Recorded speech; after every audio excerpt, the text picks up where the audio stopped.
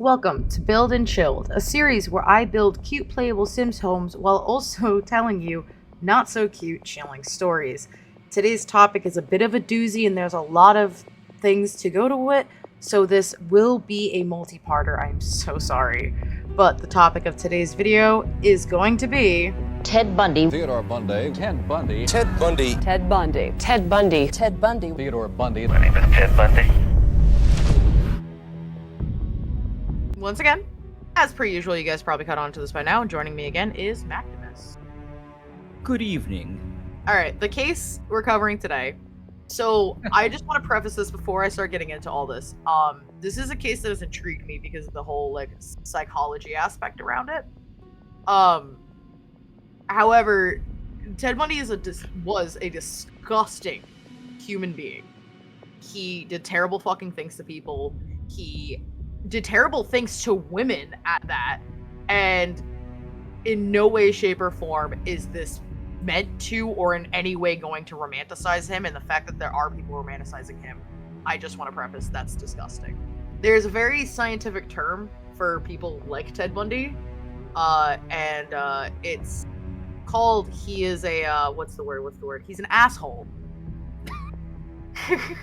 Okay, here I am thinking like there was an actual like scientific term that you were gonna come up with. Oh yeah, it's just that he's a fucking asshole. Alright, and also, so I just want to clarify for everyone listening, I have no idea about any of this. All Mac knows is Ted Bundy was a guy who killed people. Yes, So- that's literally the only thing I know. Like, I want to set that baseline now. If that's all that you know as well, well, strap in! Because it's going to be a doozy. So, Theodore Robert Cowell was born November 24th in 1946 in Burlington, Vermont to Eleanor Louise Cowell at the Elizabeth Lund Home for Unwed Mothers. Being as this was the 40s, children born out of wedlock was like super taboo in that time. There's a few different ideas as to who Theodore's dad was. Eleanor listed it as a salesman and U.S. Air Force veteran named Lloyd Marshall. On a copy of his birth certificate, it was listed as unknown. She also claimed that it was a war vet who abandoned her after she became pregnant. So really, no one knows who Ted's dad is. Due to this taboo baby, Eleanor's parents were very active in the church. So Eleanor, Louise, and Ted ended up moving to Philly to live with them. They wanted to do anything to avoid a scandal within the family. So the grandparents actually decided to adopt Theodore and claimed he was just a late baby for the two, including Ted being told by everyone that he was the child of Samuel Cowell and Eleanor Longstreet, and the younger sibling to Eleanor Louise, who I'll refer to as Louise for the rest of this, and Julia Cowell. So Eleanor Louise is his mother, Eleanor Longstreet is his biological grandmother, but legally his mother. I kind of vibe with that because Mac, I mean, you know my personal thing, my dad was adopted by my grandmother, so technically Yeah. there was my aunt and my great-grandmother was my grandmother. This is really weird. My uncle's technically my cousin. Listen, it just sounds weird. It's all fucky-wucky, but it makes sense. So, at a young age, Ted was odd, to say the least. One night, Julia actually recalls that when Ted was around 3 years old, she woke up from a nap surrounded by knives from the kitchen, and her younger brother/nephew had a large smile on his face. Jesus, okay. Yeah, so 3 years old. Yeah, that's... Already tapped. Already messed up. So, Ted actually looked up to his grandparents/parents. He clung to, respected, and even said he identified with his grandfather/father, Samuel. He spoke highly of him, how he was warm, stern, but nothing if not fatherly. However, the rest of the family shared a different story about this beloved father figure.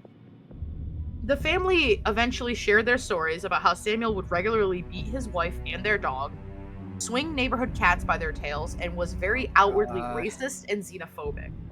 He would also be caught speaking to someone who wasn't actually there. In one instance, Julia recalled how Samuel flew into a violent rage when the question of Ted's paternity was raised. His grandmother/mother, however, was calm, warm, timid, and was described as quote-unquote obedient. She also reportedly had agoraphobia, which is the fear of like leaving the house. It was also highly theorized that due to this very abusive environment, that Ted's biological father was actually Samuel, Louise's biological father. Right. So, nasty bit of incest there. Again, that's completely theorized. That has never been confirmed or denied.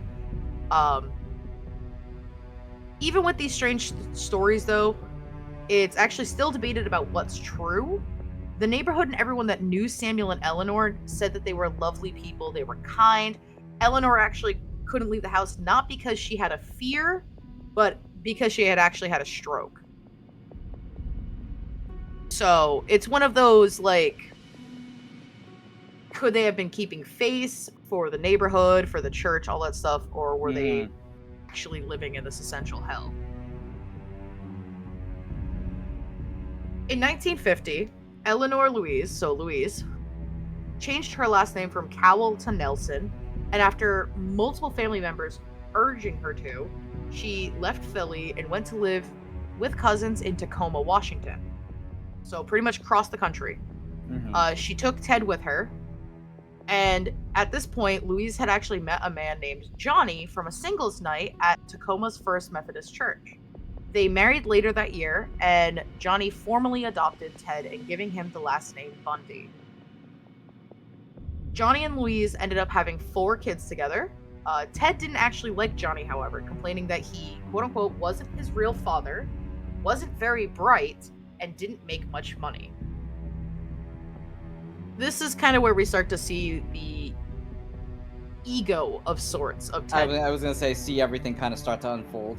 Yeah, because at this point, in 1950, when, Louise marries Johnny and Ted gets the last name Bundy, Ted at this point is really only 4 years old, but he's been raised by this guy who was supposedly super abusive and probably also had a major ego complex, like God complex about him.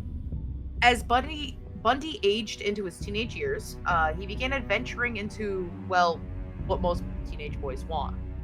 He would search through trash cans for pictures of naked women. He perused detective magazines and crime novels as he found a liking for violent, intimate acts.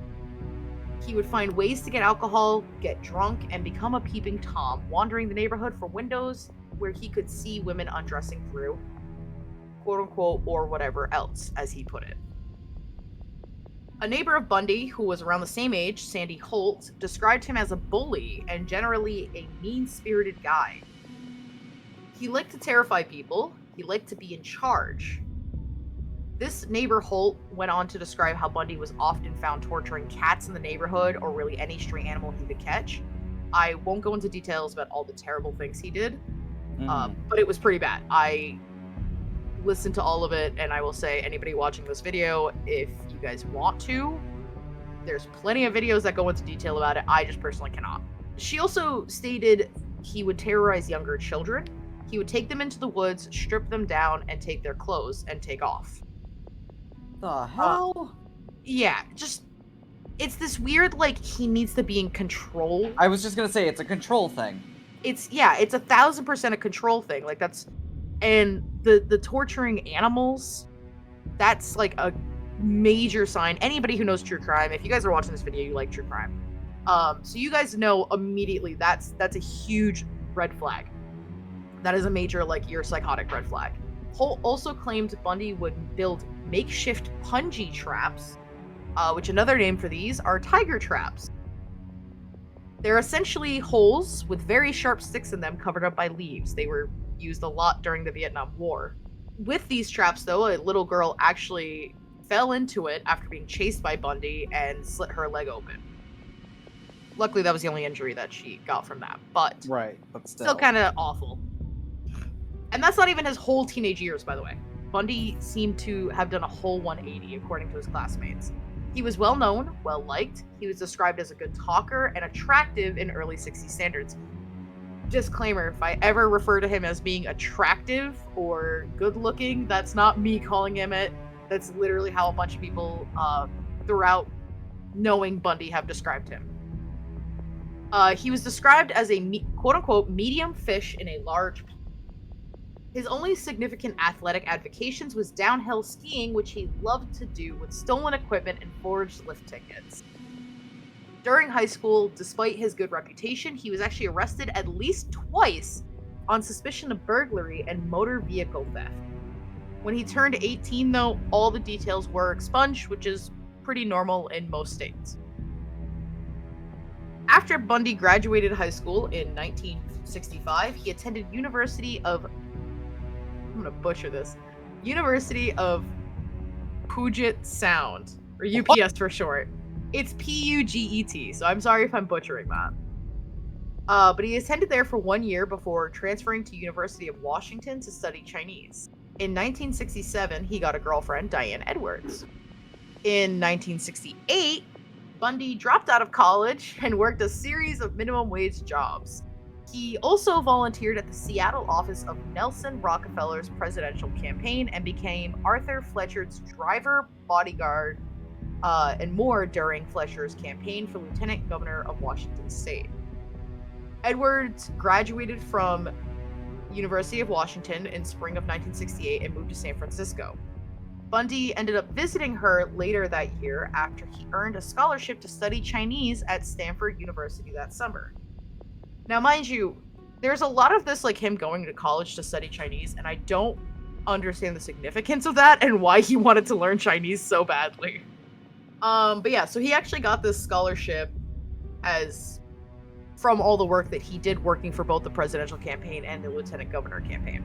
In August of 1968, Edwards ended up ending her relationship with Bundy as she considered him immature and said he had a lack of ambition, which is quite apparent given the fact that the guy dropped out of college, was working minimum wage jobs, and then was not actually working the jobs and instead volunteering for free to work with these major Republican campaigns.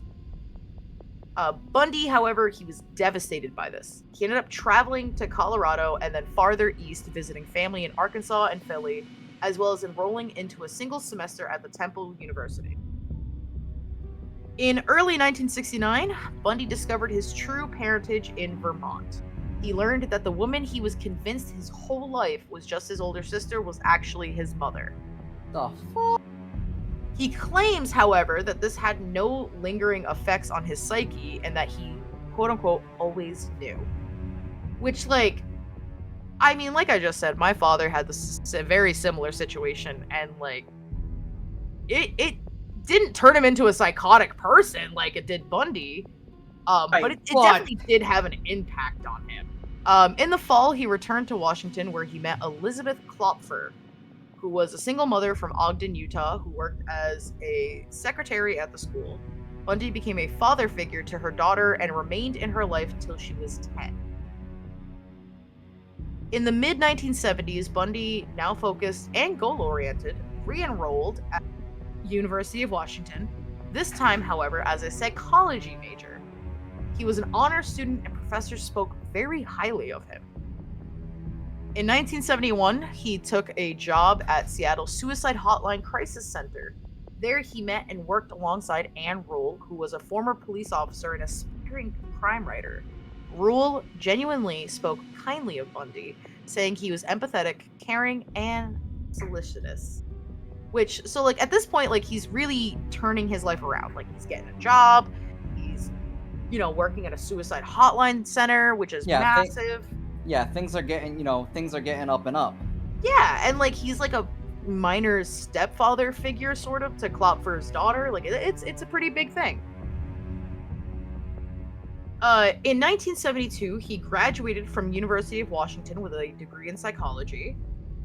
He ended up joining Governor Daniel J. Evans' re-election campaign. During this, he would pose as a college student, where he shadowed Evans' opponent to find out information. After Evans was re-elected, Bundy was hired as an assistant to Ross Davis, who was the chairman of the Washington State Republican Party. Davis considered Bundy to be a quote-unquote smart, aggressive, and a believer in the system. In early 1973, despite rather average LSAT scores, Bundy was actually accepted into law schools of UPS and the University of Utah on strong letters of recommendation from Evans, Davis, and several University of Washington psych professors.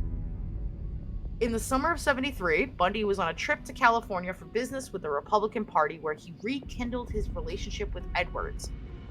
She saw great growth in him and realized he was more mature and seemingly on the cusp of a legal or political career. To which, Bundy then dated both Edwards and Klopfer at the same time, and of course, neither of the women knew this. Because, why would they? Yeah, because why would you tell either one of them that you're dating another one? In the fall of 73, Bundy became fully invested into the UPS law school and continued pursuing Edwards, who flew to Seattle often to stay with him. They were discussing their future, getting married, and everything. Bundy even started introducing her to people as his fiancée. On January 4th of 1974, Bundy, out of nowhere, dropped all contact with Edwards. No phone calls, no trips, no letters, nothing. Just 100% dropped. Just dropped her. When she did finally get a hold of him by phone about a month later, she questioned him in why the world he would just do that. She states that he said in a monotone, flat voice, "Diane, I have no idea what you mean," and hung up. Oh, God. By this point, Bundy was already skipping classes at the law school. By April, he stopped attending entirely. At the same time, young women began to disappear in the Pacific Northwest. And here we go.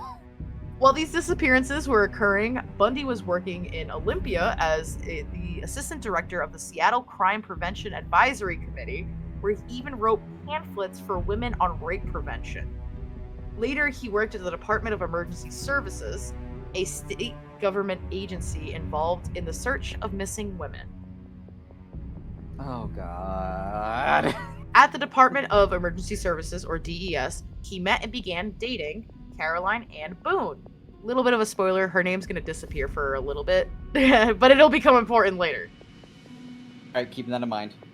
Later that night, just shortly after midnight and shortly after breaking up with Edwards, Bundy entered the basement apartment of 18-year-old Karen Sparks, a dancer and student at the University of Washington in Seattle's University District. After bludgeoning Sparks with a metal rod from her bed frame, he then sexually assaulted her with the same rod, causing internal injuries and rupturing her bladder. Sparks ended up unconscious in the hospital for 10 days, and although she survived, she was left with permanent brain damage and significant loss to her vision and hearing. Jesus. So the night that he called Edwards and was like, Edwards called him and he was like, I don't know what you're talking about. That night, he committed his first murder, or attempted his first murder. In the early hours of February 1st, 1974, Bundy broke into the basement room of 21-year-old Linda Ann Healy, a University of Washington undergraduate who broadcasted morning radio weather reports for skiers. He beat her unconscious, dressed her in blue jeans, a white blouse, and boots, and carried her away to a secluded area where he raped and killed her before dumping her body. So that's already 2. Yep. On March 12th, Donna Gail Manson, a 19-year-old student at Evergreen State College in Olympia, about 60 miles from Seattle. She left her dorm to attend a jazz concert on campus but never arrived. Bundy convinced her to join him in going to the bar, where he kidnapped her before killing her and burning her skull to avoid leaving a trace. Jesus. Yeah, so April, this is the point that he stopped attending law school entirely. Mm-hmm. So April 17th, 18-year-old Susan Elaine Rancourt disappeared while on her way to her dorm room after an evening advisors meeting at the Central Washington State College in Ellensburg, which is 110 miles southeast of Seattle. 2 students later came forward to report encounters, one on the night of Rancourt's disappearance. The other 3 were nights earlier, where a man wearing a sling was asking for help carrying a load of books to his brown or tan Volkswagen Beetle. On May 6th, 22-year-old Roberta Kathleen Parks left her dorm at Oregon State University in Corvallis, which is 260 miles south of Seattle. She was in the cafeteria at the Memorial Union waiting for someone to meet up with her for some coffee when Bundy spotted her and convinced her to go with him to a bar. After they got into his car, he tied and gagged Parks and drove her back to Washington State, raping her twice on the way before killing her.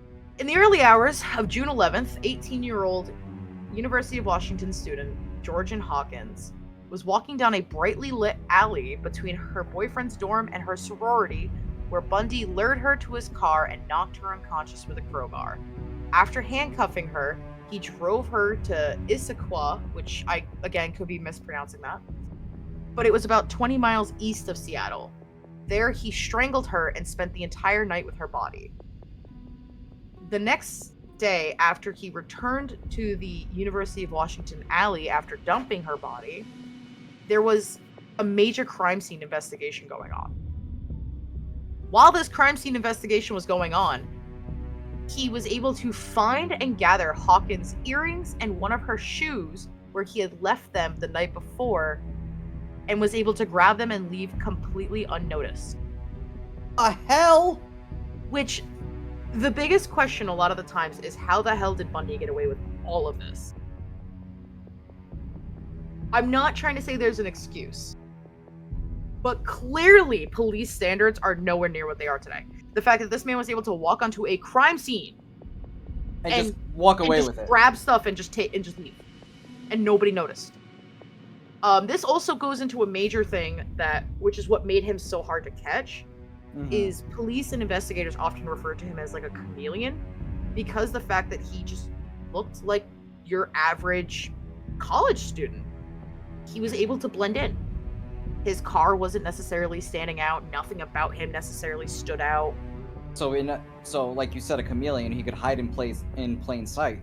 And yeah, so honestly, police probably saw him walking by the crime scene and was like, oh, that's just another college student, and didn't even bat an eye. During the investigation, though, reports were made of people saying they saw a man on crutches with a leg cast carrying a briefcase in an alley behind a nearby dorm on the night of Hawkins' disappearance. One woman recalled that the man asked her to help him carry the briefcase to his car, which was a light brown Volkswagen Beetle. News of the brutal attack on Sparks and now the 6 missing women began to flood newspapers and television throughout Washington and Oregon. Panic and fear began to fill every single woman in the area. Pressure was mounted on law enforcement agencies, but the scarcity of physical evidence severely hindered them. Police would not provide reporters with what little information they did have for fear of compromising the investigation. During this time, however, police began to notice similarities between the victims. Now, similarities in the victims is a huge thing with serial killers. They have a habit of following some sort of pattern. Usually it's the type of people they unalive or kill. In this case, all the women were wearing slacks or blue jeans, and they had brown or dark blonde hair parted down the middle when they disappeared. And this is also a callback to when Bundy killed one of the girls and put her in a blouse and blue jeans. Right. They went missing at night, usually near ongoing construction sites, or were within a week of midterms/final exams. Lastly, at many of the crime scenes, there were sightings of a man wearing a cast or a sling, some sort of injury, and driving a brown/tan Volkswagen Beetle. The spree had reached its climax when on July 14th, 2 women in Issaquah at a beach were approached separately by a man in a sling, speaking with a slight accent, a mixture of British and Canadian. He introduced himself as Ted, and he asked for their help in unloading a sailboat from his tan/brown colored Volkswagen Beetle. 23-year-old Janice Ann Ott, a probation caseworker at the King County Juvenile Court, went to assist him and even was seen by witnesses leaving the beach in his vehicle. Later on, he would then return to the beach and continue to ask women for assistance. 3 women refused. 1 followed him back to his car, where she saw that there was not a sailboat anywhere, so she took off. 4 hours later, Denise Marie Nasland, a 19-year-old woman who was studying to become a computer programmer, left a picnic to go to the restroom where she encountered Ted and agreed to help him. He convinced her that his sailboat was in a storage unit not too far away and pleaded with her to assist him. She reluctantly agreed to be polite and got into his car, where he attacked her, bound her, and brought Nasland to where he hid Ott. He forced one of the women to watch as he assaulted and unalived the other before doing the same to that woman. Now, this whole incident with the beach is massive because you start to see how cocky he is by the fact that he's not even using like a fake name, like, oh, my name's John. Like, he's straight up introducing him to people with his real name. It's, hi, I'm Ted. I'm gonna do the same thing over and over again. Yeah. So that was, and then on top of that, like, if we've noticed, the pattern thus far has been like, I hate to say it, but it's been like once a month. Like, he does 1 murder a month.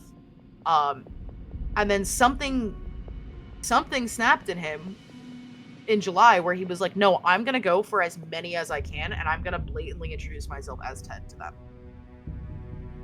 After this beach incident, though, the King County Police finally had a detailed description of their suspect and his car. They began posting flyers all over Seattle and the surrounding areas. A composite sketch was printed as newspapers and broadcasted on TV. Klopfer, Rule, a DES employee, and a UW's University of Washington psychology professor all recognized the sketches, the car, and the profile. So they reported Bundy as a possible suspect.